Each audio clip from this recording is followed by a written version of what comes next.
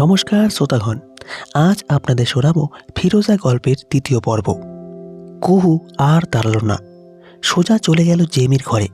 Jamie লাল বেনারসি পরে বসে আছে। হয়তো সাজিদি বলছে শাড়ি পরতে। তার তো আবার শাড়ি পরা মেয়ে খুব পছন্দের। জেমি বলল, আহা, মেহেন্দিটা নষ্ট করলো কে আপি? কুহু বলল, তোর বিয়ে কে ঠিক করেছে জেমি? জেমি বলল, কেন আপি? কুহু উত্তর দে। জেমি বলল, যার সাথে বিয়ে হচ্ছে সে। কুহু বলল, ভালোবাসিস তাকে? জেমি এক ধ্যানে বলা শুরু করলো, হ্যাঁ, তাকে আমার খুব ভালো লাগে, খুব ভালোবেসে ফেলেছি তাকে।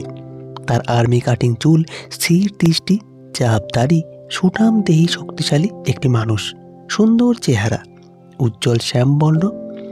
এমন এক মানুষকে কেউ কি না ভালোবেসে থাকতে পারে? জেমির বর্ণনায় বুক ফেটে কান্না আসছে কুহুর। আজ হয়তো সে জেমির অবস্থানে থাকতো। জেমির অবস্থানে থাকলে সে আজ পূর্ণতার দেখা পেত। তবে কেন তার সাথে এমন হলো? শুকরা কেন তার সাথে বেইমানি করলো? তার কাছে এসেও চলে গেল। জেমি খুবই লজ্জা পাচ্ছে। হবু পরের সম্পর্কে কতগুলো কথা বলে ফেলল।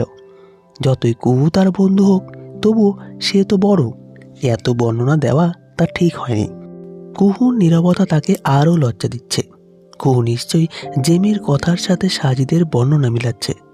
এর জন্যই সে নীরব, এমনটাই ধারণা জেমির। তবে সে তো বুঝতে পারছে না কত বড় ভুল ধারণা পোষণ করছে সে।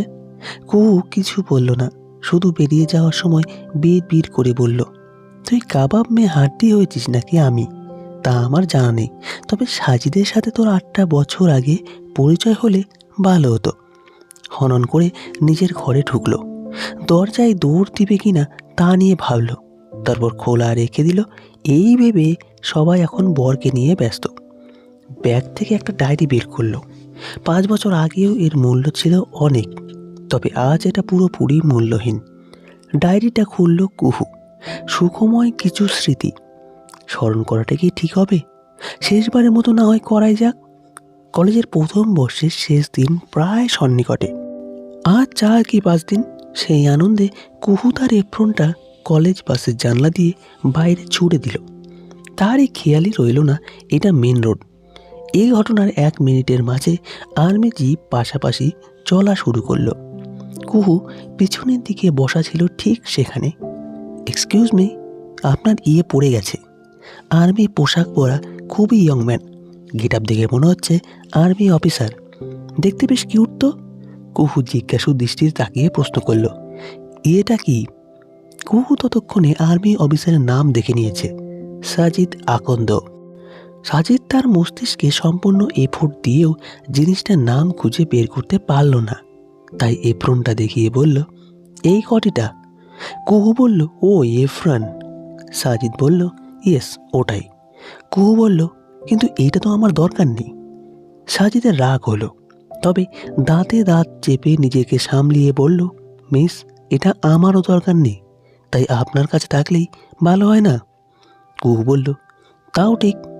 কুহু হাত বাড়িয়ে এপ্রনটা নিল। আর হ্যাঁ, কিছু দরকার না হলে ডাস্টবিন আছে, সেখানে ফেলবেন। এটা মেন রোড। আপনার ছোট ভুলের জন্য অনেক বড় দুর্ঘটনা হতে পারত। কুহু সরি বলল ঠিকই, তবে সাজিদ শুনল কিনা তা নিয়ে সন্দেহ আছে। গাড়ির স্পিড বাড়িয়ে চলে গেল। এই ঘটনা ঘটার ঠিক 1 দিন পর কুহু এই ঘটনা প্রায় ভুলেই গেছে। আজ কলেজ বাস যাবে না কিছু সমস্যার কারণে। কুহু আবার রাস্তা পার হতে ভয় পায়। তাই তো Rangpur cantonment school and college গেটের ঠিক সামনের রাস্তাটাই পার হতে পারছে না। তার যখন মনে হলো এখন পার হওয়া যেতে পারে, সে পার হওয়া শুরু করলো। সাইকেল থেকে বাঁচতে গিয়ে সে জিপের সামনে পড়ল। জিপের এক চাকা তার পায়ের উপর দিয়ে গেল। সাজিদ গাড়িতে বসেই বিড়বিড় করে বলল, এই মেয়ে কি মরার জন্য আমার গাড়ি পেল? ও আল্লাহ, আবার সেই পাগল মেয়ে।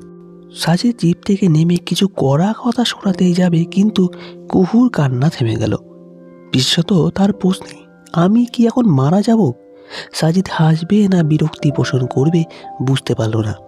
তার নজর গেল নেম প্লেটের দিকে। সোনালি প্লেটে কালো রং ঝলমল করে দেখাচ্ছে ফিরোজা নূর।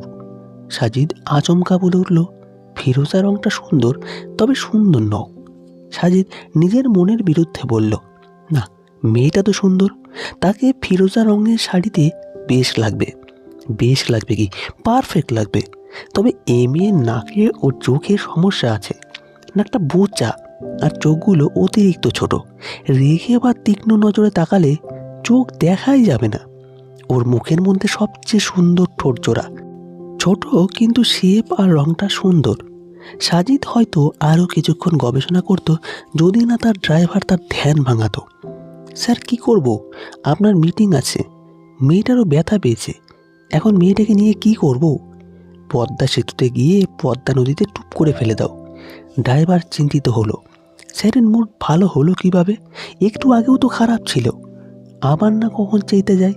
সাজিদের এতক্ষণে মনে পড়ল মেয়েটা সত্যিই ব্যথা পেয়েছে। সাজিদ কুহুর সামনে গিয়ে বসল। আমি কি মারা যাব? কথাটি বলল কুহু।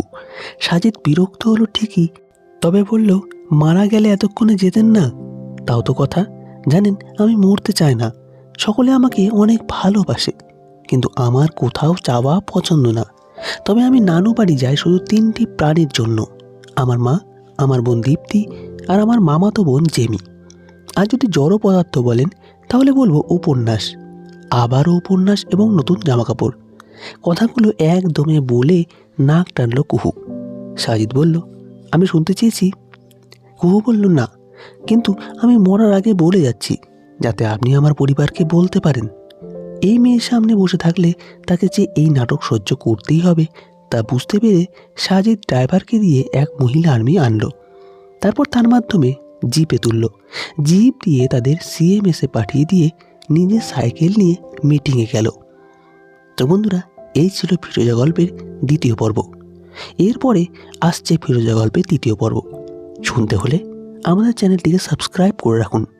ধন্যবাদ, সুস্থ থাকবেন।